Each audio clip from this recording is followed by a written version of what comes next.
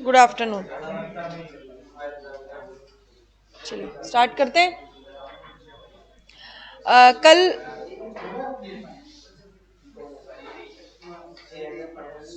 अरे कुछ बातें फोन के लिए भी रखो, सारी अभी करके जाओगे क्या?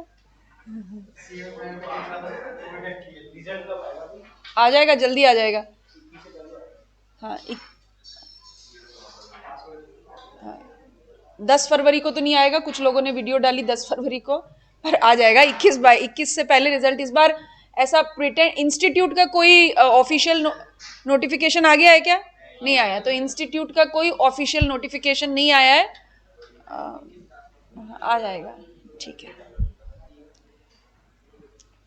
चलिए, सो सप्लाई के बारे में कल हमने बात किया था, और सप्लाई को कौन सा सेक्शन डिफाइन करता है? 7, सेक्शन 7।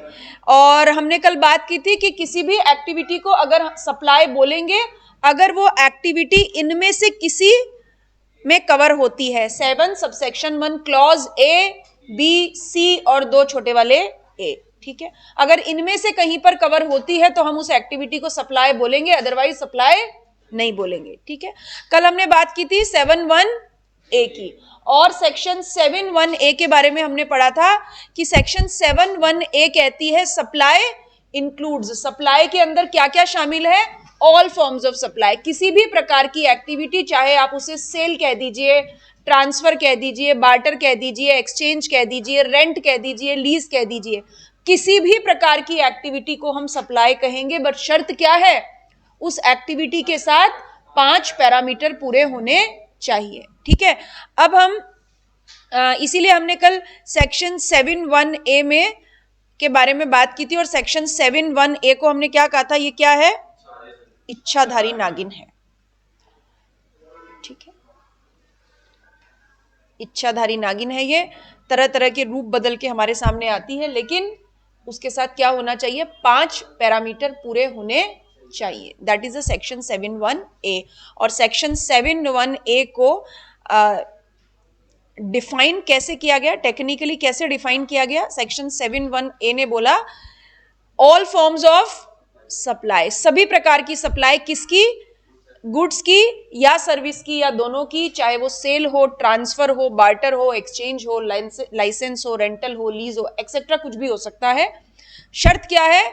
बदले में कंसीडरेशन होना चाहिए। देखिए यहाँ पे क्या लिखा है? मेड और अग्रीड टू बी मेड। उस दिन याद है मैंने आपको बोला था कंसीडरेशन कैसा हो सकता है? Past, present, future.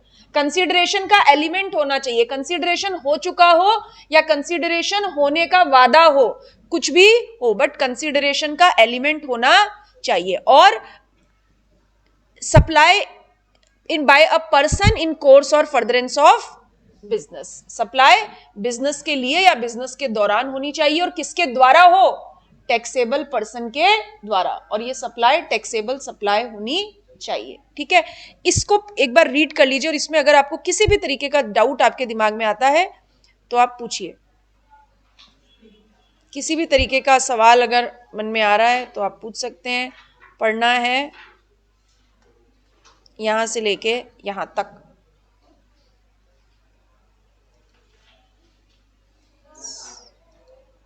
Good afternoon सबको। अनीशा, लोकेश्वर, मीत, पार्थ, वंशिका शर्मा, युक्ति, किसी भी तरीके का कोई डाउट है तो आप पूछ सकते हैं। कुछ पूछना है?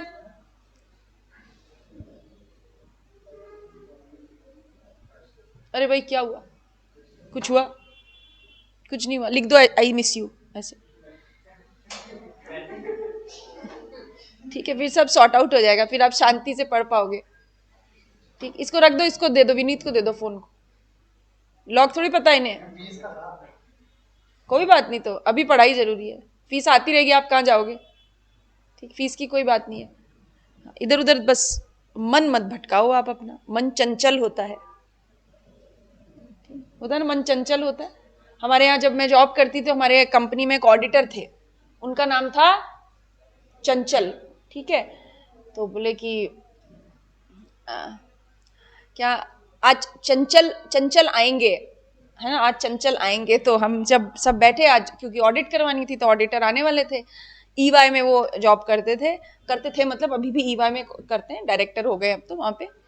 अब ना वो जब हमने सोचा कि कोई लड़की होगी चंचल, ठीक है, पर वो तो चंचल आई नहीं, वो तो चंचल आ गए चंचल आ गए। नहीं ऐसे बात चली, ऑडिटर कौन है? चंचल ऑडिटर है ना, ऑडिट होनी है, 3 बजे आएंगे तो ऑडिटर्स आएंगे, तो कौन है ऑडिटर? चंचल है। तो हमने सोचा चंचल आएगी, पर चंचल आई नहीं, चंचल तो आ गया हो जाता है ऐसे कभी कभी। चलिए, तो अब हम अगले सेक्शन के बारे में बात करेंगे, 7(1)(b) के बारे में, है ना। अभी हमने 7(1)(a) पढ़ा और अब हम बात करेंगे 7(1)(b), सेक्शन 7(1)(b, यानी सप्लाई को डिफाइन करने वाला दूसरा सब क्लॉज, सप्लाई को डिफाइन करने वाला दूसरा क्लॉज, सेक्शन 7(1)(b। 7(1)(b) को कैसे याद रखेंगे? 7(1)(b) क्या है? बिजनेस का एक्सेप्शन है। सेक्शन 7(1)(b) क्या है? बिजनेस का एक्सेप्शन है। एक्सेप्शन मतलब अपवाद, ठीक है। अभी हमने क्या बात की, अगर सप्लाई हुई तो सप्लाई के साथ कितने पैरामीटर पूरे होने चाहिए? 5। 5 मतलब टोटल 5, गुड्स या सर्विसेज हो, कंसिडरेशन हो, बिजनेस हो, टैक्सेबल पर्सन हो और टैक्सेबल सप्लाई हो। अब जब हम 7(1)(b) वाली सप्लाई के बारे में बात करेंगे तो हम बोलेंगे कि सारे पैरामीटर पूरे होंगे यहां पर एक्सेप्ट बिजनेस वाला। इन कोर्स और फर्दरेंस ऑफ बिजनेस नहीं होगा तो भी चलेगा। पूरे जीएसटी लॉ में हमेशा सप्लाई बिजनेस के पर्पस से ही होनी चाहिए।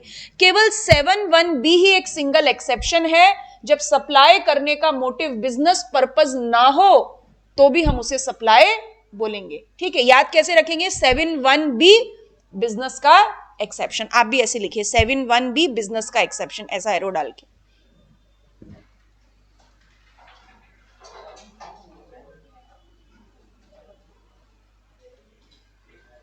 7(1)(b) बिजनेस का एक्सेप्शन।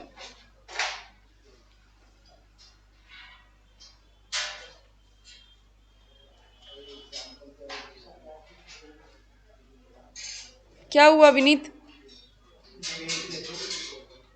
पेज कितने छोड़ने हैं? 2 पेज छोड़ दीजिए, बहुत है, बस 2 पेज छोड़ दीजिए।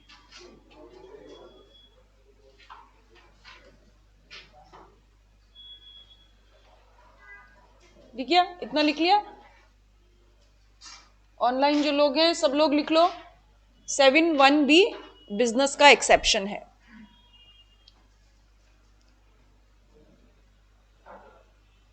ठीक, हमने जब 7(1)(a) के बारे में बात की थी तब हमने 7(1)(a) में क्या बोला था? ऑल फॉर्म्स ऑफ सप्लाई, यानी सभी प्रकार की एक्टिविटीज इसमें शामिल है। लेकिन 7(1)(b) में केवल एक ही एक्टिविटी कवर होती है, और वो कौन सी एक्टिविटी है? Import of service. यानी 7(1)(b) में केवल क्या कवर होता है? Import of service.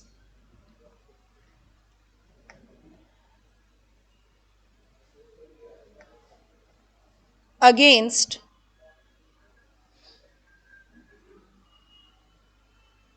consideration.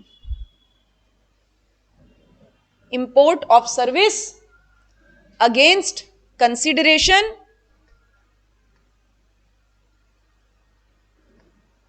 whether in course of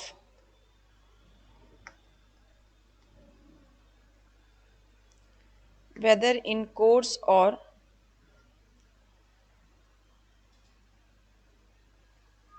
furtherance of business or not। चाहे वो एक्टिविटी इन कोर्स और फर्दरेंस ऑफ बिजनेस हो या ना हो। Import of service against consideration whether in course और फर्दरेंस ऑफ बिजनेस और नॉट, ठीक है। और हमने क्या बात की थी? दो जो पैरामीटर होते हैं हमारे, कौन से वाले, टैक्सेबल पर्सन और टैक्सेबल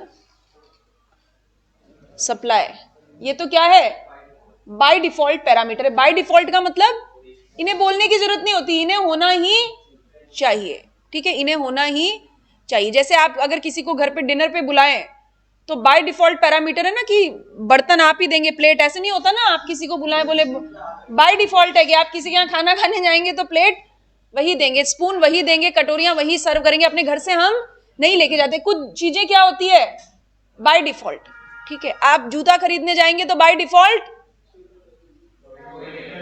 दो ही लेकर आएंगे, ठीक है। सो कुछ चीजें बाय डिफॉल्ट होती है, तो दिस इज, ये होना ही चाहिए, बाय डिफॉल्ट पैरामीटर है, अपने आप होना ही चाहिए, होगा ही, ठीक। अब आप देखिए यहां पे कितने पैरामीटर पूरे हुए, सर्विस, कंसिडरेशन, टैक्सेबल पर्सन और टैक्सेबल सप्लाई। बिजनेस पर्पस है तो भी चलेगा, नहीं है तो भी चलेगा, है तो बहुत खुशी की बात है, नहीं है तो भी कोई बात नहीं। तो यहां पर हम ये तीन, अगर किसी एक्टिविटी में ये तीन चेक पॉइंट पूरे हुए तो हम उसे 7(1) की सप्लाई मान लेंगे। सर्विस इंपोर्ट होनी चाहिए, बदले में कंसीडरेशन होना चाहिए, चाहे बिजनेस पर्पस है या नहीं है। अब क्या होती है इंपोर्ट ऑफ सर्विस, सबसे पहले बात कर लेते हैं इंपोर्ट ऑफ सर्विस। सर्विस का मतलब तो आप समझते हैं, हमने पढ़ लिया, what is the meaning of service. Service का क्या होना चाहिए, इंपोर्ट। इंपोर्ट का मतलब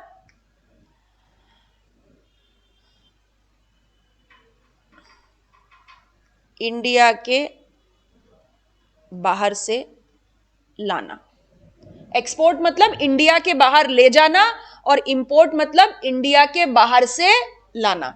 यानी आप इंडिया के बाहर से कोई सर्विस लेके आएंगे तो उसे क्या कहा जाएगा, इंपोर्ट ऑफ सर्विस, है ना, इंपोर्ट ऑफ सर्विस। और टेक्निकल शब्दों में इंपोर्ट ऑफ सर्विस कब होती है, व्हेन लोकेशन ऑफ सप्लायर कहां हो, outside India, and place of supply कहां हो, विद इन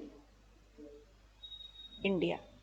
तो जीएसटी लॉ इसे कैसे डिफाइन करता है, this is import of service. यानी जब सप्लायर की लोकेशन कहां हो, इंडिया के बाहर, एंड प्लेस ऑफ सप्लाई हमने क्या समझा था, what is the place of supply, जहां सप्लाई कंप्लीट मान ली जाती है ना, डेस्टिनेशन जहां सप्लाई कंक्लूड मान ली जाती है, जहां सप्लाई कंप्लीट मान ली जाती है।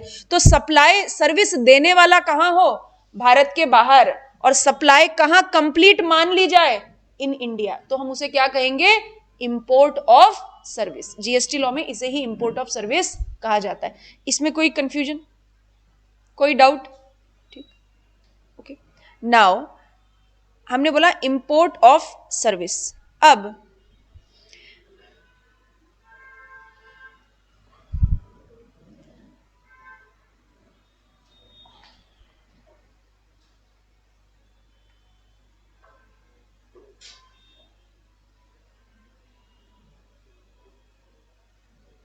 इस इंपोर्ट ऑफ सर्विस के साथ हम एक बात और यहां पे समझेंगे। अच्छा, पहले आप ये नोट करिए, ये नोट करिए आप, इंपोर्ट ऑफ सर्विस ये नोट करिए, फिर आगे बढ़ेंगे।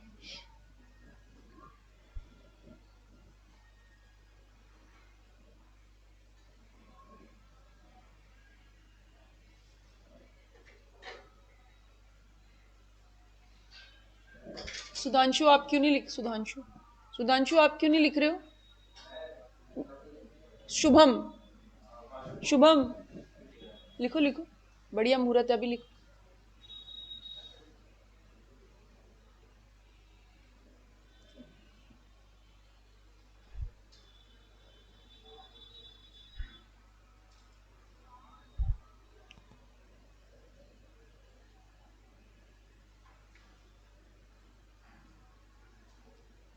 आप लोग भी लिख लिया करो, खाली बैठे रहते हो, एक छोटे से पॉइंट पे आपका पूरा सवाल टर्न एंड ट्विस्ट हो जाएगा। हाँ, लिख लिया करो ना, एक कॉपी और ले आओ। हाँ, बैठे बैठे लिख ही लो, नहीं तो आजू बाजू वाले से बात करने का मन करेगा। हाँ, लिख लेते हैं।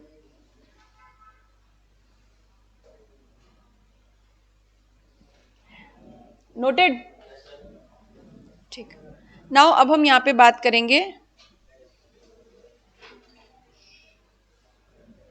टैक्स पेमेंट मैकेनिज्म की। ठीक है, अब ये जीएसटी लॉ में ये टैक्स, जब हम वापस 7(1) के कंटेंट पे आएंगे तो आपको समझ में आएगा इसके सब रेलेवेंस क्या है। देखिए, टैक्स पेमेंट मैकेनिज्म, ये जीएसटी लॉ हम पढ़ रहे हैं। जीएसटी लॉ में जीएसटी का बर्डन किसके ऊपर आता है? Who is a taxpayer? GST law में टैक्स का बर्डन किसके ऊपर है? हमारे ऊपर, एंड कंज्यूमर्स के ऊपर।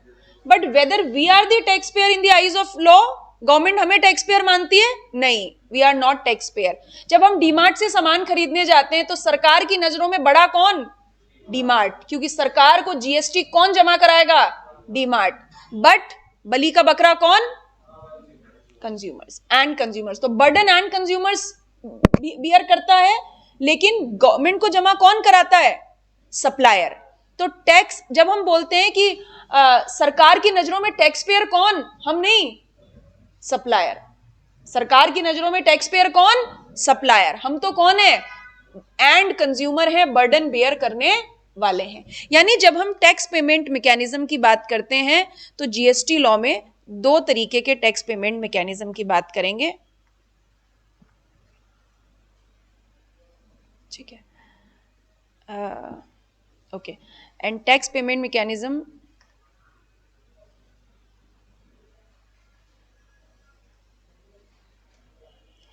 एक होगा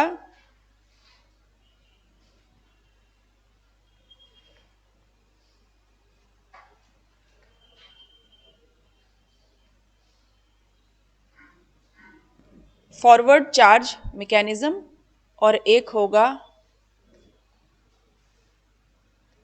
रिवर्स। पहले मेरी बात सुनिए फिर लिखिएगा, कुछ भी नहीं लिखना है अभी। एक होगा फॉरवर्ड चार्ज मैकेनिज्म और एक होगा रिवर्स चार्ज मैकेनिज्म। जैसे शाहरुख खान को क्या कहते हैं? एसआरके, है ना? ऐसे ही फॉरवर्ड चार्ज मैकेनिज्म को क्या कहते हैं? एफसीएम। और रिवर्स चार्ज मैकेनिज्म को कहेंगे आरसीएम। ये एफसीएम आरसीएम टर्म बार बार हमारे काम में आएंगी। Now what is the forward charge mechanism? Forward charge mechanism means when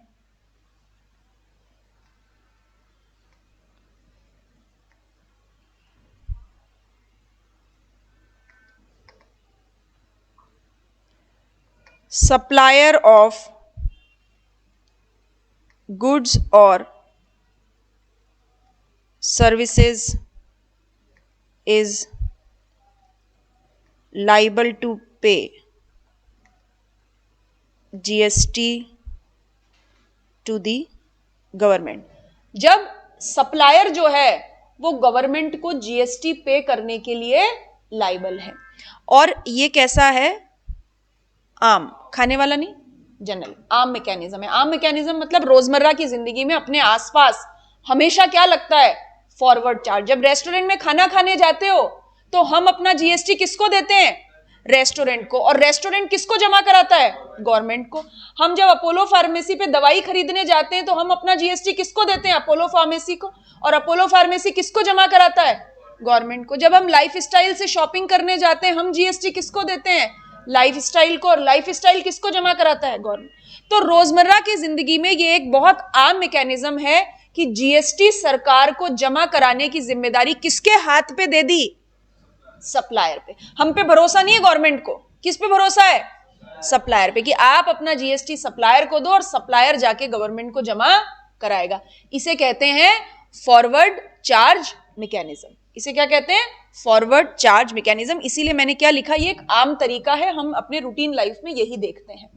और इस केस में सप्लायर ऑफ गुड्स या supplier of service, SG stands for supplier of goods और SS stands for supplier of service, ये term भी हम repeatedly इसी तरीके से लिखा जा होगा नोट्स में हर जगह। सप्लायर ऑफ गुड्स और सप्लायर ऑफ सर्विस यहां पे क्या कहलाएंगे? Taxable person. टैक्सेबल पर्सन मतलब इन्हें ही रजिस्ट्रेशन लेना है and they are liable to pay GST. ये टैक्सेबल पर्सन है, इन्हें गवर्नमेंट को जीएसटी पे करना है। इस बात में कोई समस्या है ना? ठीक। और एग्जाम्पल, डीमार्ट, लाइफस्टाइल, ये सब क्या है? फॉरवर्ड चार्ज मैकेनिज्म में कवर होते हैं। ठीक है, अब ये आप नोट करो, फिर हम रिवर्स चार्ज की बात करेंगे। अच्छा, टैक्स पेमेंट में मतलब जीएसटी गवर्नमेंट को कौन देगा? ये मैं और आप डिसाइड नहीं करते हैं, ये गवर्नमेंट डिसाइड करती है। सरकार ने बोला अपना जीएसटी डीमार्ट को दे दो, डीमार्ट आके हमको दे देगा। तो टैक्स पेमेंट मैकेनिज्म में एक तरफ हमने लिखा forward charge mechanism.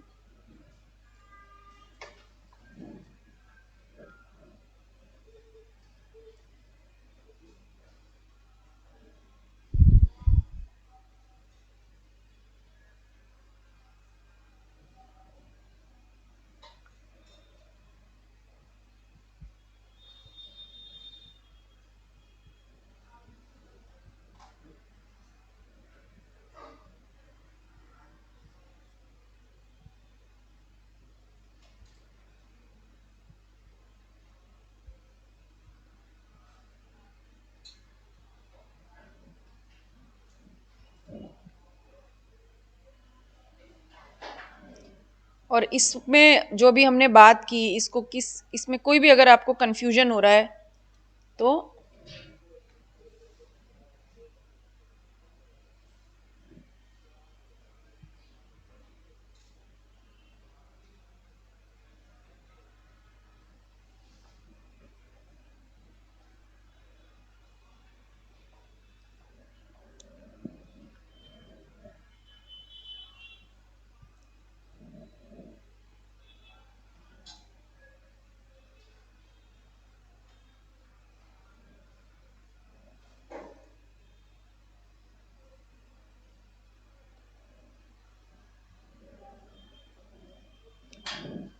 Noted.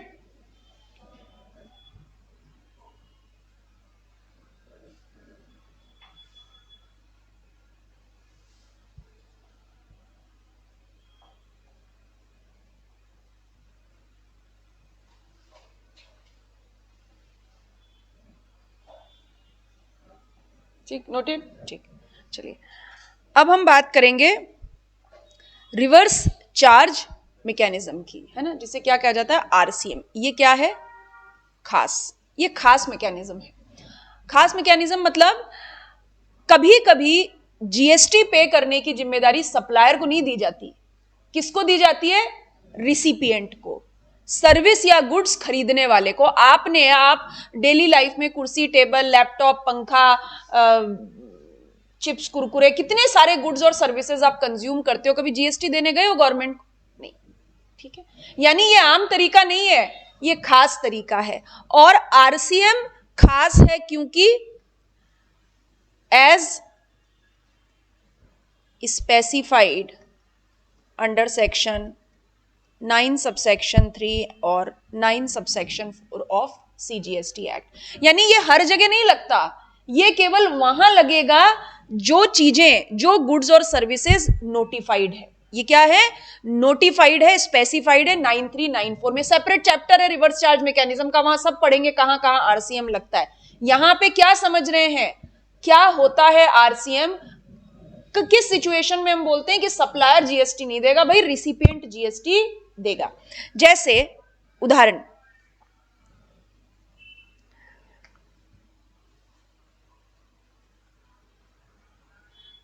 Insurance agent, समझते हैं? इंश्योरेंस एजेंट जो सबसे ज्यादा भयानक बातें करता है वो इंश्योरेंस एजेंट है। भगवान ना करे टांग टूट गई तो, भगवान ना करे गाड़ी का एक्सीडेंट हो गया, भगवान ना करे आग लग गई तो, है ना, ऐसे बोलते हैं। ऐसे आप कभी भी ऐसे नहीं बोलते, कोई नहीं बोलता कि किसी को इंश्योरेंस एजेंट शर्मा जी के घर गया, वर्मा जी के घर गया, बोले आप मर गए तो क्या होगा, नहीं, भगवान ना करे अगर आपके साथ ऐसा हो जाए, ऐसे ही बोलते हैं ना, ऐसे ही बोलते हैं, तो डरावनी बातें करता है insurance agent.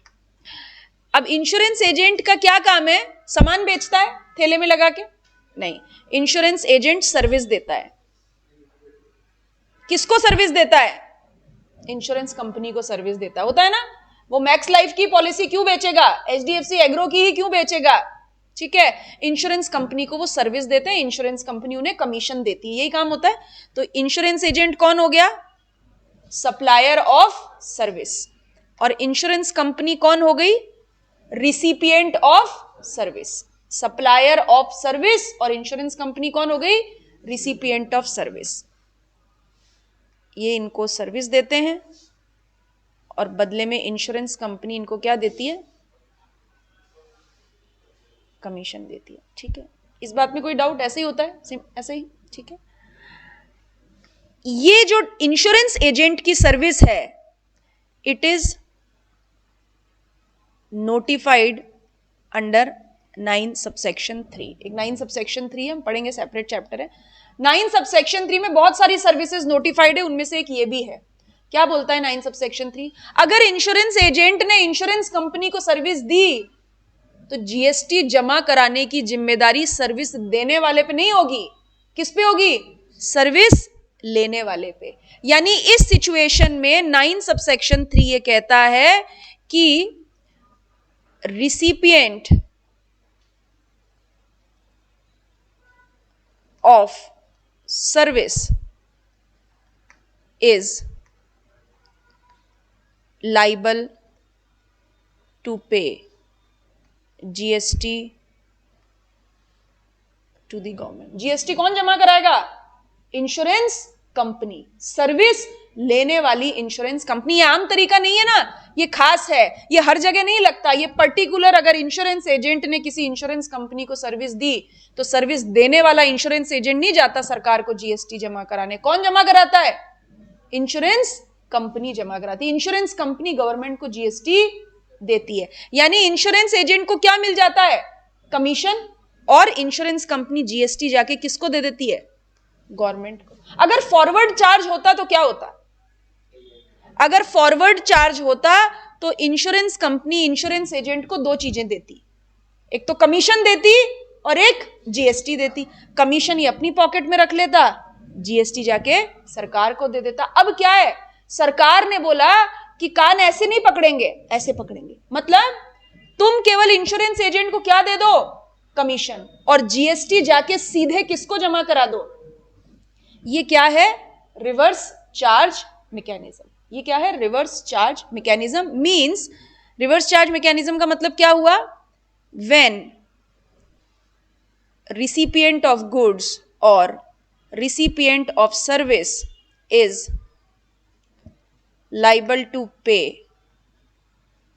GST to the government। और यहां पे recipient of goods या recipient of service क्या है? Taxable person. टैक्सेबल पर्सन क्यों कहा? Because they are liable to pay GST to the government। ठीक है, इस बात को समझने में कोई दिक्कत, कोई डाउट, कोई कंफ्यूजन? ठीक, चलिए इसको नोट करिए, आप इसको नोट करें।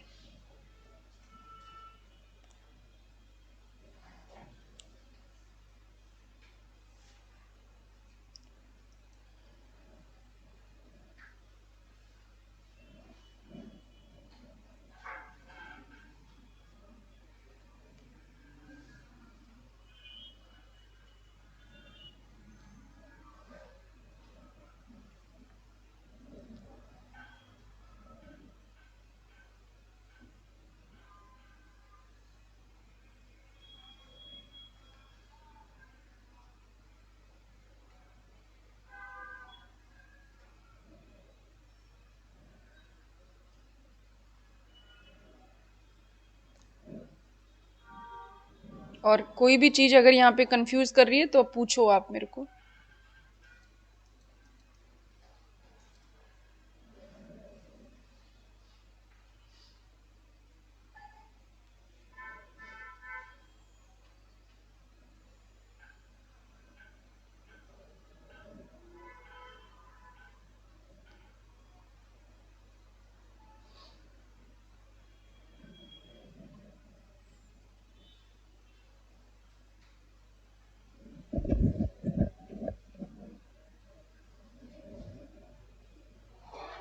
आप सभी जून में देने वाले हो ना पेपर, सभी दिसंबर, चित्रांश, धनंजय, दिसंबर, अभी सोचा नहीं है, कुछ सोचा नहीं, ठीक है, ओके ओके।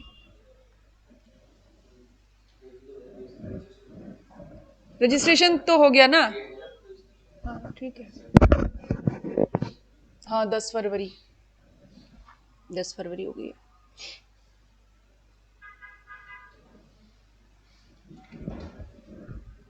विनीत दिसंबर, हर्षित,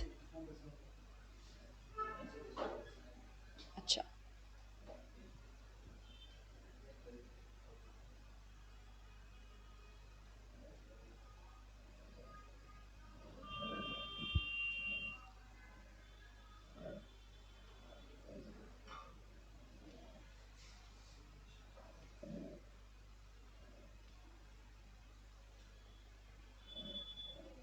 नोटेड करो।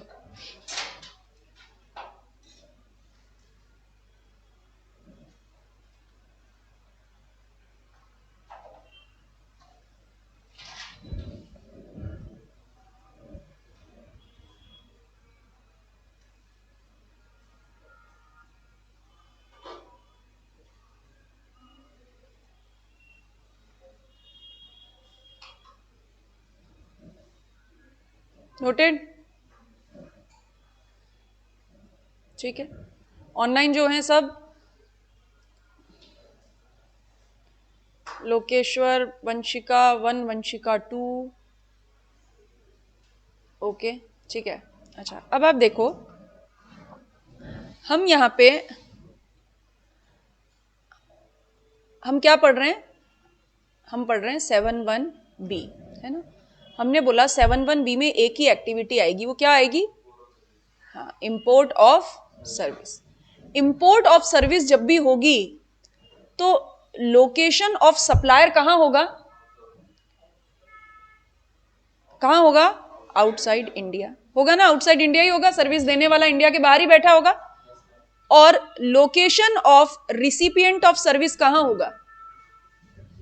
सर्विस लेने वाला कहां बैठा होगा? इंडिया में, ऐसा ही होगा, है ना, इंडिया में। ठीक, यानी आपका अगर मान लीजिए आपको कोई सॉफ्टवेयर अपडेट कराना है और आप यूएसए में बैठे किसी इंजीनियर से सर्विस लेते हैं, तो ये क्या होगी? इंपोर्ट ऑफ सर्विस, सर्विस देने वाला इंडिया के बाहर और सर्विस लेने वाला इंडिया में, ठीक है। और इसके बदले में यानी ये हो गया सप्लायर ऑफ सर्विस, ये हो गया रिसिपिएंट ऑफ सर्विस, सर्विस मिल रही है, ठीक है। बदले में कंसिडरेशन भी है ना, हो गई। अब मुझे एक बात बताइए, गवर्नमेंट जीएसटी किससे मांगे? यूएसए में रहने वाले मिस्टर जॉन से या इंडिया में रहने वाले मिस्टर हर्षित से? इंडिया में रहने वाले मिस्टर हर्षित से मांगे, ठीक है। तो ये भी किसका केस बना? आरसीएम का, है ना। गवर्नमेंट, जैसे क्या होता है, जैसे हमने फॉरवर्ड चार्ज मैकेनिज्म, मैंने क्या बोला? सरकार को किस पे भरोसा है? सप्लायर पे। रिवर्स चार्ज मैकेनिज्म तब लगता है जब गवर्नमेंट को सप्लायर पे भरोसा नहीं होता, ठीक है। जैसे आप देखिए इंश्योरेंस एजेंट गली गली में बैठे, सरकार किस इंश्योरेंस एजेंट को पकड़े? पता नहीं कौन सी गली, कौन से मोहल्ले में कौन सा दुकान खोल के बैठा है, आज इधर रहता है, किराए का घर है, छोड़ के कहीं और शिफ्ट हो जाता है। सरकार, इन ऑर्गेनाइज्ड सेक्टर कौन है? इंश्योरेंस एजेंट या इंश्योरेंस कंपनी? तो सरकार ने जिम्मेदारी किसको दे दी? कंपनी को, कि गवर्नमेंट के पास जीएसटी आना चाहिए, तुम दो। आज हम और आप डीमार्ट और लाइफस्टाइल से कपड़े खरीदने जाते हैं, who is more organized? DMart structure लेके बैठा है, सरकार ने जिम्मेदारी उसको दी। तो आरसीएम का लॉजिक समझ में आया? जब सरकार को सप्लायर पे भरोसा नहीं होता तो जिम्मेदारी किसको दे दी जाती है? रिसिपिएंट को। Same with import of service. Government कहां यूएसए में रहने वाले मिस्टर जॉन से जीएसटी वसूल करने जाएगी? तो जिम्मेदारी किसको दे दी? रिसिपिएंट को। यानी इंपोर्ट ऑफ सर्विस में who will be the taxable person? Import of service के केस में टैक्सेबल पर्सन कौन बनेगा? रिसिपिएंट। इंपोर्ट ऑफ सर्विस के केस में टैक्सेबल पर्सन कौन बनेगा? रिसिपिएंट। ठीक है, बात समझ में आई? चलिए अब पढ़ते हैं। एक है प्रगति और एक है उन्नति, ठीक है। कौन है? पता नहीं। आपकी जिंदगी में कोई है? नहीं बोले, हर्षित बोला कोई और है, आप कौन प्रगति उन्नति की बात कर रहे हो, जो कपाट है। ठीक है, ठीक, चलिए। सप्लायर ऑफ सर्विस और रिसिपिएंट ऑफ सर्विस। प्रगति कौन है? सर्विस देने वाली है, और उन्नति कौन है? सर्विस लेने वाली है। प्रगति है यूएसए में और उन्नति है प्रयागराज में। यही आजकल हॉटेस्ट लोकेशन प्रयागराज है ना। प्रगति है यूएसए में और उन्नति है प्रयागराज में। और ये जो प्रगति है पेशे से आर्किटेक्ट है। प्रगति हैं जो पेशे से आर्किटेक्ट हैं, और प्रयागराज में रहने वाली उन्नति जो है वो अपने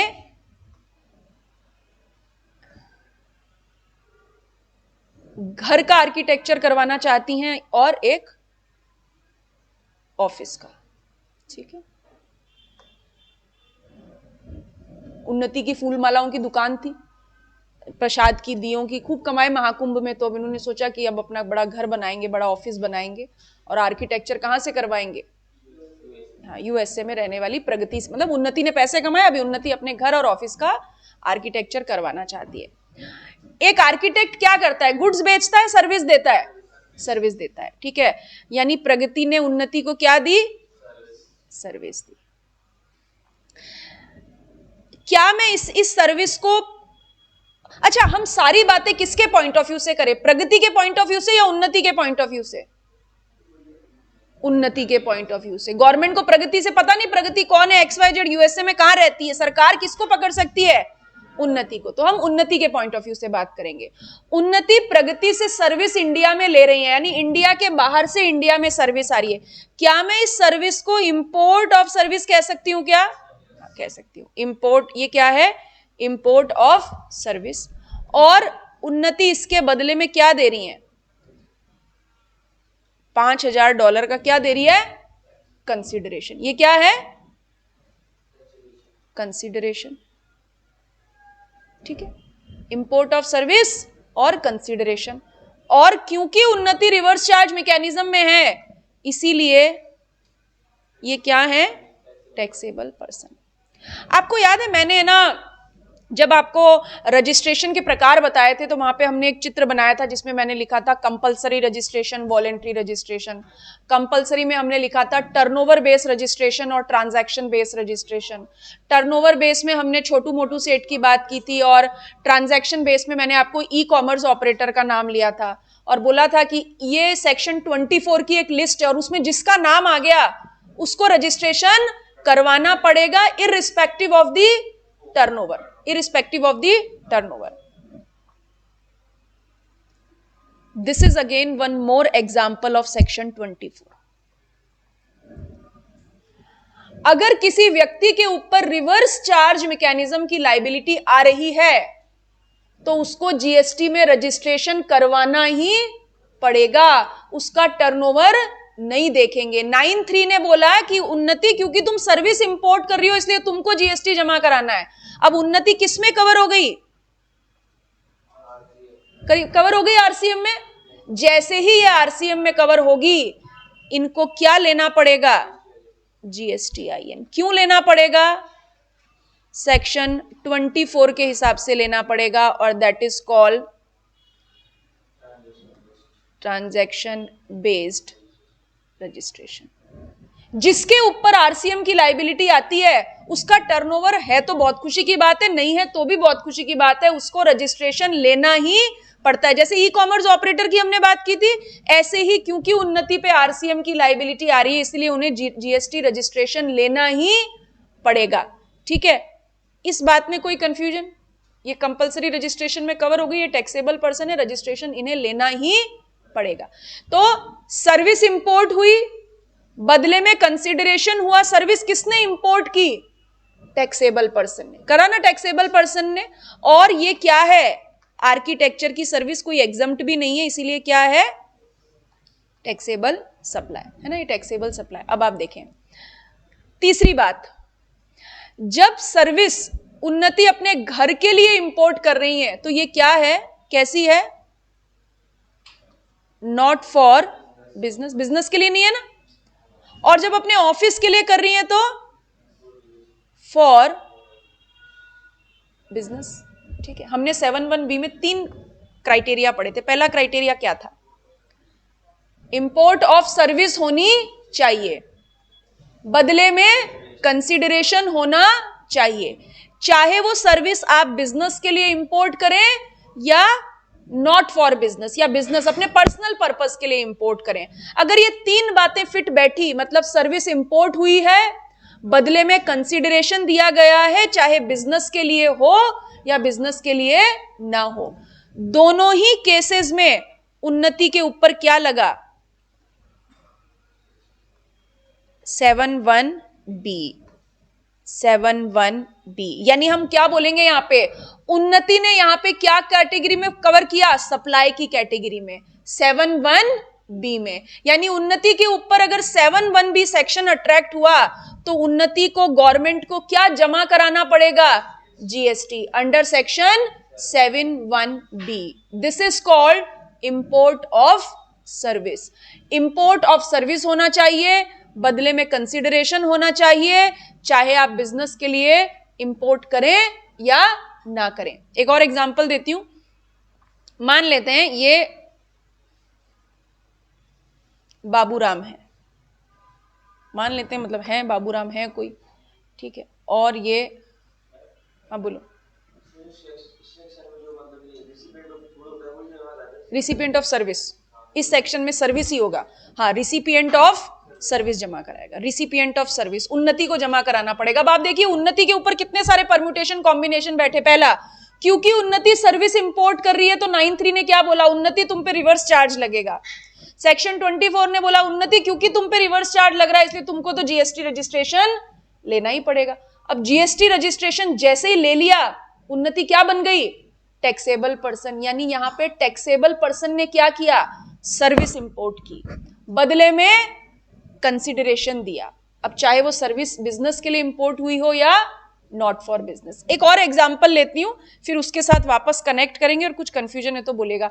जैसे बाबूराम है, और ये बाबूराम क्या है? ये प्रियंका चोपड़ा के बड़े फैन है। ठीक है, प्रियंका चोपड़ा कौन है? ग्लोबल पर्सनालिटी है। ठीक, और ये गूगल, ठीक है, ये क्या करते रहते हैं? पूरे दिन प्रियंका चोपड़ा को स्क्रॉल करते रहते हैं। ठीक है, प्रोफाइल देखते रहते हैं, प्रियंका चोपड़ा को स्क्रॉल करते रहते हैं। तो गूगल कौन हो गया? सर्विस देने वाले। और बाबूराम कौन हो गए? ठीक है, और बाबूराम कहाँ रहते हैं? प्रयागराज में। ठीक है, और गूगल कहाँ है? यूएसए में। ठीक है, तो बाबूराम ने गूगल से क्या किया? इंपोर्ट ऑफ सर्विस, है ना, प्रोफाइल सर्व करते रहते, इंपोर्ट ऑफ सर्विस किया। क्या बदले में कंसीडरेशन दिया? नहीं, आप अपनी फेवरेट एक्ट्रेस को गूगल पे ढूंढोगे तो पैसा देते हो? नहीं देते। हम कोई पैसा नहीं देते। गूगल को हम पैसा देते नहीं, हम पैसा देते हैं एयरटेल बीएसएनएल को, इंटरनेट का। हम गूगल को कोई पैसा नहीं देते ना, गूगल को कोई पैसा नहीं देते। तो बाबूराम ने जो सर्विस इंपोर्ट की है कैसी है? विदाउट कंसीडरेशन, है ना, कोई कंसीडरेशन नहीं है। ठीक है, whether it is for business, not for business, not for business. ठीक है, क्या यहां 7(1)(b लगेगा? शाबाश, ताली बजाओ कुणाल के लिए। सब धनंजय भी ऐसा ही सोच रहे थे। ठीक, पता नहीं सोच रहे थे या नहीं सोच रहे थे। ठीक है, कंसिडरेशन नहीं है। 7(1)(b में आने के लिए क्या चाहिए? Import of service, consideration, whether for business और नॉट। तो हमारे कौन से क्राइटेरिया पूरे हुए? Import of service, not for business. ये वाला क्राइटेरिया पूरा नहीं हुआ, इसीलिए यहां पर 7(1)(b नहीं लगेगा। इसीलिए ये एक्टिविटी नॉट अ सप्लाई, ये एक्टिविटी सप्लाई नहीं है। क्या ये एक्टिविटी 7(1)(a में सप्लाई हो सकती है क्या? वहां वो तो इच्छाधारी नागिन थी। नहीं, 7(1)(a में नहीं हो सकती, क्योंकि 7(1)(a में तो कितने पैरामीटर? 5। 7(1)(b) ही एक ऐसा है जहां पे 4 पैरामीटर पूरे होंगे तो चलेगा, और एक्सेप्शन क्या है? बिजनेस वाला एक्सेप्शन है। यहां पे बिजनेस नहीं है तो चलेगा, बट कंसीडरेशन तो मस्ट है, होना ही चाहिए। तो it is not a supply under section 7(1)(b). अब मैंने क्या बोला? टैक्सेबल पर्सन और टैक्सेबल सप्लाई तो बाय डिफॉल्ट है, वो तो बाय डिफॉल्ट पैरामीटर है, वो तो होंगे ही होंगे। हमें चेकआउट क्या करना है? इनको चेक करना है, यानी ये 7(1)(b) में सप्लाई नहीं है। अब इसकी जगह बाबूराम, अगर मान लीजिए प्रियंका चोपड़ा के प्रोफाइल देख देख के सीएमए में फेल हो गए, ठीक है, हो गया। वैसे देखो हर्ष को कितनी जोर से हंसी आई, विष्णु को आई क्या? अच्छा, विष्णु किसका प्रोफाइल, आप कौन है विष्णु की फेवरेट एक्ट्रेस कौन है? कोई नहीं है, चलो कोई बात नहीं, ऐसा होता नहीं है। सबको किसी ना किसी की स्क्रीन प्रेजेंस अच्छी लगती है ना, सबको किसी ना किसी की स्क्रीन प्रेजेंस अच्छी लगती है। आप बताना ना चाहें तो कोई बात नहीं, पर है ना, होता है ना, सबकी कोई ना कोई फेवरेट एक्ट्रेस होती ही है। जैसे मुझे सुष्मिता सेन की स्क्रीन प्रेजेंस बहुत अच्छी लगती है। आर्या देखी है किसी ने? नहीं देखी? आप किस आर्या की बात कर रहे हो? ये भावनाओं में बह गया। आप किस आर्या की बात कर रहे हो? नहीं, मैं तो, वेब सीरीज है आर्या, अच्छी वेब सीरीज है, आप देखना दिसंबर के बाद, ठीक है। हाँ। तो अब ये बाबूराम है और ये प्रियंका चोपड़ा के प्रोफाइल देख देख के सीएमए में फेल हो गए। फिर ये कहां पे आए? डीसीसी के पास आए। अभी डीसीसी कहाँ है? दुबई में, ठीक है। इंपोर्ट ऑफ सर्विस का एग्जांपल लेना है तो डीसीसी को दुबई में बिठाना ही पड़ेगा, ठीक है। अब बाबूराम ने क्या किया? डीसीसी से ऑनलाइन क्लासेस ली, यानी ये क्या हो गया? Import of service. बदले में रुचि मैडम क्या लेगी? नहीं, consideration, consideration, and it is business. ये बाबूराम के लिए नॉट फॉर बिजनेस, ठीक है। क्या लगेगा? 7(1)(b) लगेगा या नहीं लगेगा युवराज? 7(1)(b) अट्रैक्ट होगा या नहीं होगा? होगा, ठीक है। सेक्शन 7(1)(b, देखो तीनों क्राइटेरिया पूरे हो रहे हैं ना। इंपोर्ट ऑफ सर्विस है, कंसिडरेशन है, बिजनेस होता तो भी ठीक है, नहीं है तो भी चलेगा, यानी इट इज सेक्शन 7(1)(b। ये क्या है? 7(1)(b) की सप्लाई, और अगर सप्लाई है तो यहां पे क्या होगा? जीएसटी लेवी होगा। देखिए नाउ एक और बात, हम अभी इस चैप्टर में क्या समझ रहे हैं, क्या पढ़ रहे हैं कि क्या किसी एक्टिविटी पे जीएसटी की लेवेबिलिटी बनती है या नहीं बनती है? लेवेबिलिटी कब बनेगी? इंपोज कब होगा? जब वो एक्टिविटी सप्लाई, यानी यहां पे बाबूराम पे जीएसटी लेवी हुआ, पे करना है नहीं करना है, कब करना है, इसके लिए बहुत सारे दूसरे प्रोविजन है। यहां पे हम केवल क्या समझ रहे हैं? क्या एक्टिविटी सप्लाई है या नहीं, बस इसी सवाल का जवाब, एक्टिविटी सप्लाई है या नहीं। तो ये एक्टिविटी क्या है? सप्लाई। इसमें कोई कंफ्यूजन, कोई डाउट? युवराज कुछ पूछना चाहते हो? कोई और? ये नोट करना है आपको, भूल जाओगे बाद में, नहीं भूल तो पक्का ही जाओगे। और ना ये सब चीजें सब कनेक्टेड है। आप घर की बड़ी बहुओं से पूछ सकते हैं, जब 5वें चैप्टर पे जाएंगे तो है ना, पहले की याद आएगी कि किस पहले चैप्टर की याद आएगी कि भाई वो वहां पे क्या पढ़ा था। इसीलिए रोज रिवाइज करना है, रोज रिवाइज करना है, रोज रिवाइज करना है। ऐसा नहीं पुराने चैप्टर नहीं बोल रही, बस जो क्लास में पढ़ा है वो पढ़ के आइए, बस उतना बहुत है। 101% आप फर्स्ट अटेम्प्ट में बोथ ग्रुप क्रैक करेंगे। केवल कंसिस्टेंसी मेंटेन करिए, जो पढ़ाया है वो पढ़िए। ये अभी आप नोट करना चाहते हैं तो कर लें। डायग्राम अभिनव, हाँ करो। आपको किससे मिलने जाना है? हाँ तैयारी कर रहे हैं बैग पैक करके, बोलो। आउटसाइड इंडिया से लेते हैं, हाँ देखो मैंने अभी अभी इसलिए लास्ट में आपको क्या बोला, अभी हम यहाँ पे क्या समझ रहे हैं, लेविबिलिटी है, लेविबिलिटी तो तय हो गई, ठीक है नहीं, जीएसटी आप पे इंपोज होता है, अब पे का इस कायदे से करना चाहिए, बट नहीं करने के और प्रोविजंस हैं, और प्रोविजंस है। सरकार ना बड़ी चालाक चतुर है, सरकार कहां बाबूराम को ढूंढने जाएगी, मुश्किल है ना बाबूराम को ढूंढना, तो फिर एक और हम डिफरेंट प्रोविजन पढ़ेंगे जहां पे घुमा के वापस जिम्मेदारी डीसीसी पे डाल देंगे कि तुम जमा कराओ क्योंकि हम तो बाबूराम को ढूंढ नहीं सकते। There are different provisions also. तो यहाँ पे बस ये तय है कि बाबूराम पे जीएसटी लेविबिलिटी आ गई, अब सरकार कैसे वसूल करेगी ये हम और प्रोविजंस के तहत पढ़ेंगे, ठीक है। और देखो मेरी सलाह तो यही है, नेक सलाह आपको, कि आप जो नोटिंग है वो यहीं करके जाएं, है ना। फिर है स्क्रॉल डाउन करूं ना, डाउन ही कर रही हूं, हाँ पहले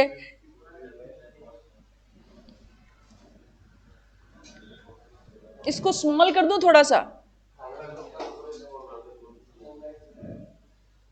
ये भी नहीं आएगा, नहीं और एग्जाम्पल लिखने हैं, याद तो है, अभी याद रहता है, फिर भूल जाते हैं बाद में, फिर प्रियंका चोपड़ा ही याद रहेगी, बाबूराम याद रहेंगे, बाकी चीज याद नहीं रहेगी।